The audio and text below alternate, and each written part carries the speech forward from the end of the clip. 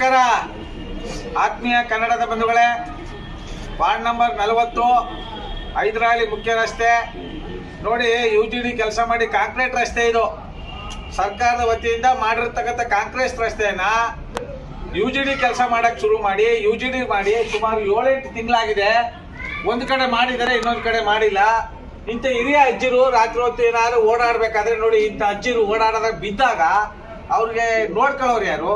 ಆ ಕೈ ಕಾಲು ಇನ್ನೊಂದು ಹೆಚ್ಚು ಕಮ್ಮಿ ಆದ್ರೆ 7-8 ತಿಂಗಳಿಂದ ನೀವು ಕೆಲಸ ಮಾಡಿಲ್ಲ ಅಂದ್ರೆ ಎಂತ ಬೇಜವಾಬ್ದಾರಿ ಅಧಿಕಾರಿಗಳು.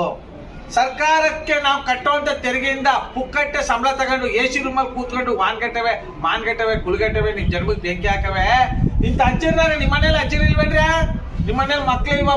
ಪುಟ್ಟ ಮಕ್ಳಿಲ್ವಾ? ಅಜ್ಜಿರಿಲ್ವಾ ನಿಮ್ಮ ಮನೇಲಿ? ಯಾಕೆ ಇಷ್ಟೊಂದು ಬೇಜವಾಬ್ದಾರಿತನ ಮಾಡ್ಕೊಂಡು ಈ ರೀತಿ ದುರ್ಬಳಕೆ ಮಾಡ್ಕೊಂಡು ಸರ್ಕಾರಕ್ಕೆ ನಾವು ಕಟ್ಟುವಂತ ತೆರಿಗೆನ ಈ ರೀತಿ ಲೂಟಿ ಮಾಡ್ತಾ ಇದ್ರಲ್ಲ, ಇಲ್ಲಿಂದ ಅಲ್ಲಿಗೆ ಎಷ್ಟಾಗೋಗ್ಬಿಡೋದಪ್ಪ? ಏನಮ್ಮ ಅಂದ್ರೆ ಒಂದು 30-40 ಮೀಟರ್ ಐತೆ. ಈ 30-40 ಮೀಟರ್ ಬ್ಯಾಲೆನ್ಸ್ ನ ಯಾಕೆ ಉಳಿಸಿದ್ರಿ? ಯಾಕ್ರೆ ಉಳಿಸಿದ್ರಿ? ಕಾಂಕ್ರೀಟ್ ರಸ್ತೆ ನಿಮ್ ಕಣ್ಣಿಗೆ ಹೋಗಿತ್ತಾ? ಏನ್ ಲದ್ದಿ ತಿಂದರೆ ಕುದುರೆ ಲದ್ದಿ ತಿಂದರೆ? ಕೆಲಸ ಮಾಡಕ್ಕೂ ಮುಂಚೆನೆ ಕಾಂಕ್ರೀಟ್ ರಸ್ತೆ ಮಾಡಕ್ಕೂ ಮುಂಚೆನೆ UGD ಮಾಡ್ಬಿಟ್ಟು ಕಾಂಕ್ರೀಟ್ ರಸ್ತೆ ಮಾಡಿದ್ರೆ ಎಷ್ಟು ಹಣ ಉಳಿತಿತ್ತು? ನಾವು ಸಾರ್ವಜನಿಕರು ಕಷ್ಟಪಟ್ಟು ತೆರಿಗೆ ಕಟ್ಟುವಂತ ತೆರಿಗೆ ಹಣನ ಈ ರೀತಿ ಲೆಕ್ಕದಲ್ಲಿ ಉಡ್ಸಿ ಗುಂಡಾಂತರ ಮಾಡಕ್ಕೆ ಬಂದಿದ್ದೀವಿ ವಾನ್ಗಟ್ಟವೆ. ಇದಕ್ಕೆ ಸಂಬಂಧಪಟ್ಟಂತ ಅಧಿಕಾರಿಗಳು ನೋಡವಾ, ಅಧಿಕಾರಿಗಳು ಅನ್ನೋದಕ್ಕಿಂತ ರಾಜಕಾರಣಿಗಳ ಕೈಗೊಂಬೆಗಳ ಕೆಲಸ ಮಾಡ್ತಿರೋದ್ರಿಂದ ಇವತ್ತು ಮೈಸೂರು ಸಾಂಸ್ಕೃತಿಕ ನಗರ ಉಳಿದಿಲ್ಲ.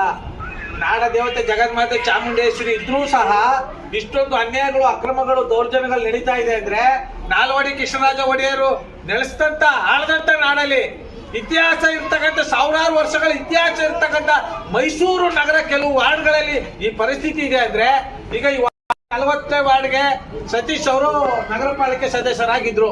ಈಗ ನಗರ ಪಾಲಿಕೆ ಸದಸ್ಯರದ ಅಧಿಕಾರ ಇಲ್ಲ. ಆದ್ರೆ ಚುನಾವಣೆ ಬಂದಾಗ ಬರ್ತಿರಲ್ವಾ?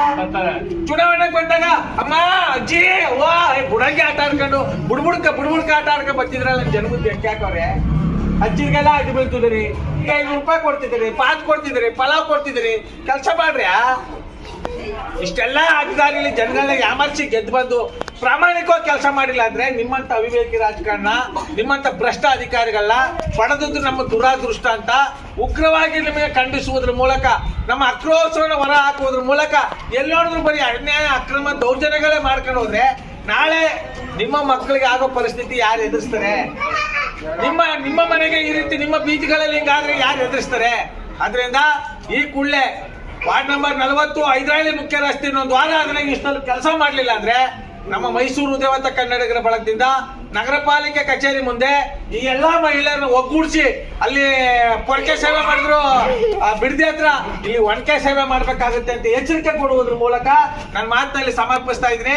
ಜೈ ಕರ್ನಾಟಕ, ಜೈ ಕನ್ನಡ ಮಾತೆಗೆ, ಜಗನ್ಮಾತೆ ಚಾಮುಂಡೇಶ್ವರಿಗೆ, ನಾಲ್ವಡಿ ಕೃಷ್ಣರಾಜ ಒಡೆಯರ್ಗೆ, ಡಾಕ್ಟರ್ BR ಅಂಬೇಡ್ಕರ್ ಅವರಿಗೆ, ಭ್ರಷ್ಟ ಅಧಿಕಾರಿಗಳಿಗೆ, ಹುಡುಗಟ್ಟ ಅಧಿಕಾರಿಗಳಿಗೆ, ಮಾನ್ಗಟ್ಟ ಅಧಿಕಾರಿಗಳಿಗೆ ಕೆಲಸ ಮಾಡಿ ಅಂತ ಹೇಳ್ತಾ ನನ್ನ ಮಾತ ಸಮರ್ಪಿಸ್ತಾ ಇದ್ದೀನಿ. ನಮಸ್ಕಾರ, ಧನ್ಯವಾದಗಳು.